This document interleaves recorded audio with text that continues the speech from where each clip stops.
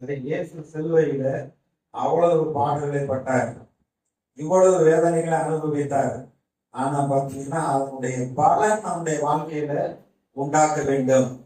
நம்மை நீதிமானாக்கப்படுவதற்காக, நம்முடைய பாவங்கள் போக்குவதற்காக, நம்மை மீட்கும் பொருளாக இயேசு தன்னையே ஒப்பு கொடுத்தார்.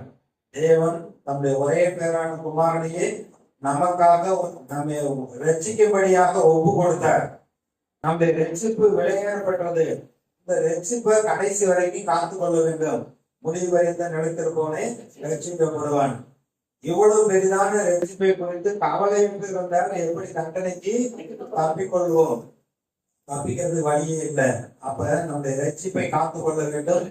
நாம நீதிமானாக்கப்படுவதற்காக இயேசு சிலுவையில நமக்காக பாவம் ஆக்கப்பட்டார். ஏன்னா எல்லாருடைய பாவத்தையும் அவர் நன்மையில ஏற்றுக்கொண்டு அவர் பாவம் ஆக்கப்பட்டார். நீதியே செய்யாத நாம இயேசுக்குள் நாம நீதிமான்களாக ஆக்கப்பட்டிருக்கிறோம். இரண்டாவது பாத்தீங்கன்னா அவர் இவ்வளவாக உலகத்தில் அன்பு கொண்டார். இதான் அன்பு கொண்டு குமாரனை கொடுத்தார். இயேசு தன்னுடைய ஜீவனையே கொடுத்து ரத்தம் சிந்தி மறிக்கிற அளவுக்கு நம்மிடத்தில் அன்பு கொண்டார். யோவான் 13வது அதிகாரத்துல அங்க சொல்லப்பட்டிருக்கு, நம்மிடத்தில் அன்பு வைத்தபடி முடிவு வரைந்த அவர்களிடத்தில் அன்பு கூர்ந்தார்னு சொல்லப்பட்டிருக்கு. அவர் கடைசி வரைக்கும் ஒரு மனுஷன் தாங்குற வரைக்கும் ஆண்டவர் வாய்ப்பு கொடுக்கிறார். அவங்க அவரை ஏற்றுக்கொள்ள மாட்டாங்களா அப்படின்னு அவர் பொறுமையா இருக்கிறார். ரட்சிக்கப்படணுங்கிறதுக்காக அவர் பொறுமையா இருக்கார். இவ்வளவா உலகத்தில் அன்பு கொண்டிருக்கிறார். நாம் எல்லாருமே அன்பு கூறுகிறவன் ஒருத்தர் இருக்கிறார். உயிரையே கொடுத்து அன்பு கூறுகிறவன். நீ சொல்றாங்க, உனக்காக நான் உயிரையே கொடுக்குறேன்னு சொல்லி கல்யாணம் முடிச்சோட உயிரை வாங்குற ஆளா தான் இருக்காங்க. அதான் அந்த அவரோட அன்பு. ஆனா அந்த அன்பு இல்லை. உலக பிரகாரமான அன்பு, தேவ அன்பு, எந்த நன்மையையும் பிரதிபலனை எதிர்பார்க்காத ஒரு அன்பு தான் தேவரகமான அன்பு, அகாப்பி அன்புன்னு சொல்றாங்க. அவர் முடிவு வரைந்த நம்மீது அவர் அன்பு வைத்திருக்கிறார். அந்த சிலுவையின் மூலமாக தேவ அன்பு நம்முடைய இருதயத்துல ஊற்றப்பட்டிருக்க அந்த நம்பிக்கை நம்மை வெட்டப்படுத்தாது. கலாத்தியர் 5:11, 12, 13, 16 அந்த 3-4 வசனத்துல கலாத்தியர் முழுவதுமே என்ன அப்படின்னா, நியாயப்பிரமாணத்தினால நீதிமானாக முடியாது, கிறிஸ்துவ விசுவாசிக்கிறதுனாலதான் நீதிமானாக்கப்படுகிறோம். நியாயப்பிரமாணத்துல சொல்லி இருக்கிறபடி அந்த சட்டத்திட்டங்களை கை கொண்டு நம்ம நீதிமான் ஆக முடியாது. அதை செய்ய செய்ய செய்ய மறுபடியும் அடிமைத்தனத்துக்குள்ளதான் போறோம். ஆபிரகாமுக்கு 2 மனைவி, ஒண்ணு ஆகார், இன்னொன்னு சாராள். சாராளுடைய பிள்ளை ஈசாக்கு வாக்குத்தத்தத்தின் பிள்ளைகள். அப்ப அந்த ஆகார் நியாயப்பிரமாணம், தீனாய் மலை, அதெல்லாம் அடிமைத்தனத்துக்குள்ளாக, அதாவது மனுஷன் பாவத்துல இருக்காங்கிறத அறிந்து கொள்ளும்படியாக நியாயப்பிரமாணம் கொடுக்கப்பட்டது. நியாயப்பிரமாணம் கிறிஸ்துவத்தில் நடத்தக்கூடிய உபாத்தியார், வாத்தியார் என்ன செய்யறாரு? அந்த கிறிஸ்துவண்டையில வழி நடத்துறாரு. அந்த நியாயப்பிரமாணம் பாவம் செய்கிற பாவத்துக்கு அடிமையா இருக்காங்க. நியாயப்பிரமாணத்தினால செஞ்சு யாரும் நீதிமானம் ஆக முடியாது. ஒண்ணுல தவறுனா எல்லாமே போயிடுச்சு. ஆனா இந்த இயேசு கிறிஸ்துவோடைய மரணத்தின் மூலமாக நமக்கு சுயாதீனம் கொடுக்கப்பட்டிருக்கிறது. அந்த வசனம் வாசிக்கலாம். கலாத்தியர் 5வது அதிகாரம் 11வது வசனம். சகோதரரை, இதுவரைக்கும் நான் விருத்த சேதனத்தை பிரசங்கிக்கிறவனா இருந்தால் இதுவரைக்கும் எண்ணத்திற்கு துன்பப்படுகிறேன். அப்படியானால் சிலுவையை பற்றிய வரும் இடர்கள் ஒழிந்திருக்குமே. அப்ப நியாயப்பிரமாணத்துல மோசையின் பிரமாணத்தை நம்ம கை கொண்டுகிட்டே இருந்தா நம்ம நீதிமானாக்கப்படுவோம்னா இயேசு வந்தது வேஸ்ட். அவர் சிலுவையில எவ்வளவு பாடுபட்டு மறித்ததெல்லாம் வேஸ்ட். அதனால சொல்றாரு, உங்களை கலக்கிறவன் தரிப்புண்டு போனால் மனமாய் இருக்கும். சகோதரரை, நீங்கள் சுயாதீனத்திற்கு அழைக்கப்பட்டீர்கள். இந்த சுயாதீனத்தை நீங்கள் மாம்சத்துக்கு ஏதுவாக அனுசரியாமல் அன்பினாலே ஒருவருக்கொருவர். அப்ப நீங்க சபையில அட்டனன்ஸ் போறது மாதிரி கரெக்டா 9 மணிக்கு வந்தது யாரு? ஒருத்தர் அங்க நாங்க இருக்கிறப்ப வாத்தியார் இருக்காரு, அதெல்லாம் நான் வந்துட்டேன்னு ஆஜர் வந்துட்டேன் அப்படின்னு சொல்லிட்டு போவார். அந்த மாதிரி இன்னைக்கு சட்ட திட்டங்களை போட்டு நியாயப்பிரமாணத்தின்படி கரெக்டா 9 மணிக்கு வந்துருக்கணும், இப்படிதான் ஒழுத்தி இருக்கணும், இந்த மாதிரி எல்லாம் செய்யணும் அப்படின்னு சட்டம் போட்டு அதனால அவங்க வந்து நீதிமானாக முடியாது, தேவனுக்கு பிரியமாக இருக்க முடியாது. ஆண்டவர் வந்து நமக்கு சுயாதீனத்தை கொடுத்திருக்கிறார், நமக்கு விடுதலையை கொடுத்திருக்கிறார். அன்பினால அவரை நேசிக்க வேண்டும், அன்பினால பயிர் வாசிக்க வேண்டும். நானும் வந்து வருஷத்துல ஒரு தடவை பைபிள கூட வாசிங்கன்னு அட்டவணைக்கெல்லாம் எடுத்து கொடுத்தேன். ஆனா அதை நியாயப்பிரமாணம் யாரும் கடைபிடிக்க முடியாது.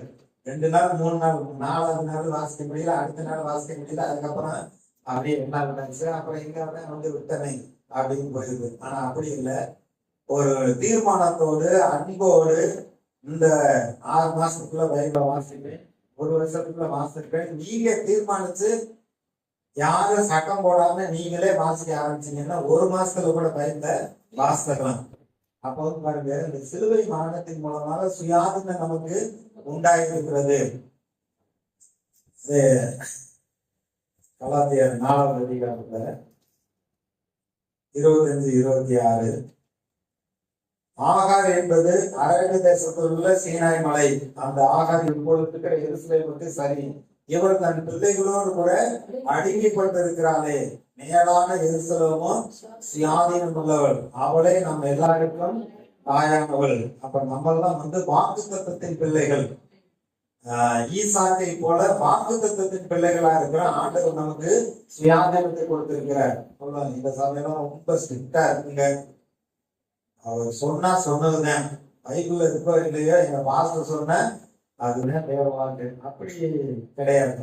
ஆண்டவர் வந்து நமக்கு சுயாதீனத்தை கொடுத்திருக்கிறார். அன்பினாலே நம்ம சுவிசேஷத்தை அறிவிக்க வேண்டும், கர்த்தரை நேசிக்க வேண்டும், அவருடைய வழியிலே நடக்க வேண்டும். சிலுவையின் மூலமாக இந்த சுயாதீனம் நமக்கு கொடுக்கப்பட்டிருக்கு. இந்த நியாயப்பிரமாணத்தை யார் நிறைவேற்ற முடியாது, இயேசு அதை நிறைவேற்றுகிறார். கிருபையாக எல்லாவற்றையும் நிறைவேற்றக்கூடிய அப்பேற்பட்ட பலத்தை நமக்கு அவர் கொடுத்திருக்கிறார். அடுத்து பாத்தீங்கன்னா கலாத்தியர் 3வது அதிகாரம் 13-14வது வசனத்துல, மரத்திலே தூக்கப்பட்ட எவனும் சபிக்கப்பட்டவன் என்று எழுதியிருக்கிறபடி கிறிஸ்து நமக்காக சாபமாகி நியாயப்பிரமாணத்தின் சாபத்துக்கு நம்ம நீங்களாக்கி வைத்துக் கொண்டார். இயேசு சிலுவையிலே மறித்தது எல்லா சாபங்களையும் அவர் நீக்கும்படியாக. சுபாவம் 28-14 இருந்து அடுத்து பாத்தீங்கன்னா அங்க சொல்லப்பட்டிருக்க அநேக சாபங்கள் அந்த அதிகாரத்துல 68 வரைக்கும். பின்னாடி பார்த்தீங்கன்னா பூமியில என்னென்ன வியாதி, என்னென்ன மனக்குழப்பம், என்னென்ன தோல்வி, என்னென்ன வந்து தாழ் மனப்பான்மை எப்படியெல்லாம் வருதுன்னு நீங்க சொல்றாங்களோ எல்லாமே அங்க சாம சொல்லப்பட்டிருக்கு. அதுல இருந்து நம்மை நீங்களாக்கும்படியா இயேசு சிலுவையில ஜீவனை கொடுத்திருக்கிறார். அடுத்த வசனம் சொல்கிறது, ஆபிரகாம் கொடுக்கப்பட்ட எல்லா ஆசீர்வாதங்களும் இயேசு கிறிஸ்து மூலமாய் நமக்கு சொந்தமாகிறது.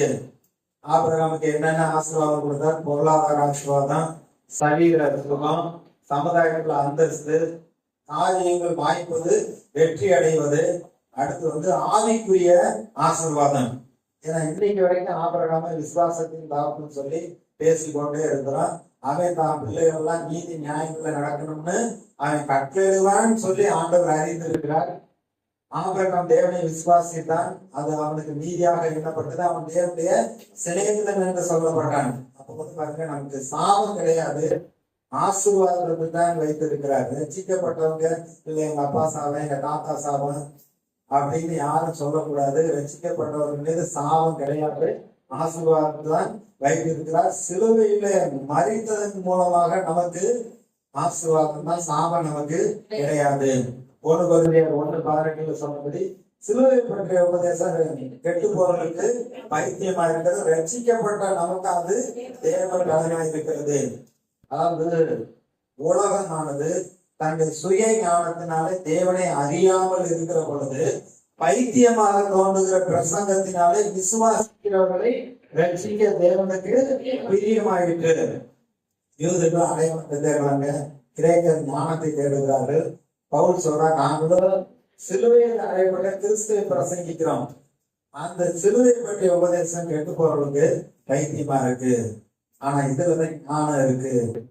ஏன்னா வந்து இன்னைக்கு நிறைய வந்து சொல்றாங்க, இந்த ஊழியர்கிட்ட போய் அவன் தலையில கை வச்சு ஜபம் பண்ணிட்டா அவன் பெருக்க வந்து வல்லனா அப்படியே நமக்கு வந்துடும். ஆனா இவங்க எந்த ஒரு பரிசுத்தமான வாழ்க்கை, வேத வாசிப்பு, கர்த்தரை விசுவாசிக்கிறதெல்லாம் இருக்காது. அவர்கிட்ட போய் கட்டி பிடிச்சு அவர்கிட்ட இருந்து பவரை வாங்கிட்டு வந்துடுறாங்க. ஆனா அப்படி கிடையாது. இயேசுநாதரை பிடிக்கணும், இவர்கிட்ட இருந்துதான் பவர் நமக்கு வருகிறது. பரிசுத்த ஆவியானவர் தான் நம்மை புதுப்பிக்கிறவராய் இருக்கிறார். அப்ப இந்த பலன் எங்க இருந்து வருதுன்னா மனுஷன்கிட்ட கிடையாது, இயேசு கிட்ட இருந்து தான் வருது. பவுல் சொல்றாரு, என்னை பலப்படுத்துற கிறிஸ்துவினால எல்லாவற்றையும் செய்ய எனக்கு பலன் உண்டு. அப்ப எல்லா காரியத்தையும் செய்வதற்கு சிலுவை மரணத்தின் மூலமாக, அந்த உபதேசத்தின் மூலமாக, இயேசுடைய பழைய ஏற்பாடு முழுவதும் பாத்தீங்கன்னா இயேசு மனிதனா பிறந்து அவர் சிலுவையில மறிப்பாருங்கிறத பல வகையில அங்க அவர்களுக்கு இஸ்ரேல் மக்களுக்கு வரப்போகிற இயேசுவை குறித்து சொல்லப்பட்டிருக்கிறது. இயேசுவை பார்க்கல, அவன் சிலுவையில மறித்த இயேசுவை நம்ம விசுவாசத்துல நம்ம அவருடைய அந்த பலத்தை நம்ம பெற்றுக் கொள்றோம். ஃபர்ஸ்ட் ஆடு அழிக்கப்பட்டதுன்னா வரப்போகிற இயேசு கிறிஸ்துவுக்கு அடையாளமா அவங்களுக்கு வியாதி நீக்கும்படியா பலன் உண்டாக்கும்படியா அந்த பலன் அவங்களுக்கு வந்தது. போன இயேசுவை விசுவாசிக்கிற நமக்கு அந்த பலன் உண்டாக்குறது. அடுத்து பாத்தீங்கன்னா இயேசு 53வது அதிகாரத்துல 4-5 வசனங்கள்ல அவர் மெய்யாகவே நம்முடைய பாடத்தை ஏற்றுக்கொண்டு நம்முடைய குற்றங்களை சுமந்தார். அவர் தேவனால் அடிக்கப்பட்டு வாதிக்கப்பட்டு சிறுமைப்பட்டவர் என்று எண்ணினோம். நம்முடைய மீறுதல்கள் நிமித்தம் அவர் காயப்பட்டு நம்முடைய அக்கிரமங்கள் நிமித்தம் அவர் வருத்தப்பட்டார். நமக்கு சமாதானத்தை உண்டாக்க ஆக்கினை அவர் மேல் வந்தது. அதாவது இந்த மனசுல அப்பப்போ அப்படிங்கிறோம். அடுத்து மனசுல ஒரே கவலை பாரம் வருது. வியாதி சரீரத்துல வந்துருச்சுன்னா அதை நினைச்சு சீக்கிரம் மருத்துவம்னா அந்த ஒரு பயம் வருது. ஆனா இந்த வியாதி, அதனுடைய வேதனை, கவலை, துக்கம், இதை எல்லாத்தையுமே சிலுவையில சுமந்து தீர்த்துட்டார். நாம சுமக்க வேண்டிய அவசியம் இல்லை. அப்படி வியாதி பலவீனங்கள் வர்றப்ப பேதுரு சொல்றாரு, 1 பேதுரு 2:24, அவர் நம்முடைய பாவங்களுக்காக ஒப்பு கொடுக்கப்பட்ட நாம் நீதிமான்களாக்கப்படுவதற்காக எழுப்பப்பட்டிருக்கிறார். அவர் நம்முடைய வியாதிகளை சிலுவையில சுமந்து தீர்த்தார். அவருடைய தழும்புகளால் குணமானீர்கள். அப்ப இதெல்லாம் எடுத்து உரிமை பாராட்டி அந்த வியாதிக்கான கிரயம் செலுத்தப்பட்டிருக்கு. என் சரீரத்துல வியாதிக்கு இடம் இல்லை, அதை நிராகரிக்கிறேன். இயேசுவின் தெய்வீக சுகம் எனக்கு உண்டாகட்டும். சிலுவையில அவர் வியாதிக்கான கிரயத்தை செஞ்சு முடிச்சுட்டார். என் வாழ்க்கையில சுகம்தான் அப்படிங்கிறத தனிப்பட்ட முறையில அதை விசுவாசிக்கணும். ஏசாயா 53வது அதிகாரத்துல அந்த பிதாவாகிய அவரை பாடலுக்கு உட்படுத்தினான்னு இருக்கு. அவர் தன்னுடைய ஆத்தும வருத்தத்தின் பலனை கண்டு திருப்தி ஆவார். நீங்க சுகமா இருந்தாட்டேன் அவருக்கு திருப்தி, சந்தோஷம். நான் வியாதிய சுமந்து தீர்த்துட்டேன், அதை ஏற்றுக்கொண்டாங்க, அடைகிறப்ப அவருக்கு சந்தோஷமா இருக்கிறது. அடுத்து எபேசியர் 2வது அதிகாரத்துல தூரமாயிருந்த நமக்கு சமீபமாயிருந்த அவர்களுக்கு சுவிசேஷத்தை அவர் அறிவிக்கும்படியாக சமாதான காரணராகி பகையை சிலுவையிலே கொன்று, அதாவது தேவ சமாதானம் நம்ம இருதயத்துல ஆளுகை செய்யணும். ஏன்னா யூதர்கள் கிரேக்கருங்கிற, அதாவது புறஜாதிகள்ங்கிற அந்த வித்தியாசம் இல்லாம எல்லாரும் விருத்த சேதனம் உள்ளவன் விருத்த சேதனம் இல்லாதவன் அப்படிங்கிற அதெல்லாம் விட்டுட்டு கிறிஸ்துவுக்குள் புது சிருஷ்டியே காரியம். அதாவது தேவ சமாதானம், தேவனோடு சமாதானம் ஆக்கப்பட்டிருக்கிறோம். அந்த சமாதானத்துக்கான அந்த பகையெல்லாம் சிலுவையில அவர் கொன்று விட்டார். தேவனோடு நம்மை இணைத்திருக்கிறார். புறஜாதி அதே போல யூதர்கள் வித்தியாசம் இல்லாதபடிக்கு இவரே அந்த பகையெல்லாம் நீக்கி விட்டார். அது சிலுவையின் மூலமாக நீக்கப்படுகிறது. தேவ சமாதானம் நமக்கு உண்டாயிருக்கிறது. சமாதானத்தை உண்டாக்கக்கூடிய ஆட்சிய சிலுவையில அவர் செலுத்தி விட்டார். அதனாலதான் பவுல் சொல்றார், இந்த சிலுவை குறித்து நான் மெய்மை பாராட்டுகிறேன். உலகம் எனக்கு சிலுவையில் அறையப்பட்டிருக்கு, நானும் உலகத்துக்கு சிலுவையில் அறையப்பட்டிருக்கிறேன். இயேசு கிறிஸ்து சிலுவையை இல்லாமல் வேறு ஒன்றை குறித்து மெய்மை பாராட்டாது இருப்பேனாக. சிலுவை நம்ம நீதிமானாக்கி இருக்கிறது, அவருடைய அன்பை வெளிப்படுத்தி இருக்கிறது, நமக்கு சுயாதீனத்தை கொடுத்திருக்கிறது. நம்ம வாழ்க்கையில சாபம் கிடையாது, தேவ பலன் தான் நமக்கு உண்டாகுது. தெய்வீக சுதந்திர ஆண்டவர் நமக்கு கொடுத்திருக்கிறார். தேவ சமாதானம் நம்ம இருதயத்துல நிறைந்திருக்கிறது. ஏன்னா சமாதானத்துக்கான ஆக்கினைய அவர் சிலுவையிலே செய்து முடித்து விட்டார். அப்ப நம்ம தான் சொன்னாரு, இந்த உலகம் கொடுக்கிற பிரகாரத்துல என்னுடைய சமாதானத்தை நான் உங்களுக்கு வைத்து போறேன்னு சொல்றாரு. அப்ப தேவ சமாதானம் நமக்கு இருக்க வேண்டும். விசுவாசி அந்த சமாதானத்தை காத்துக்கொள்ள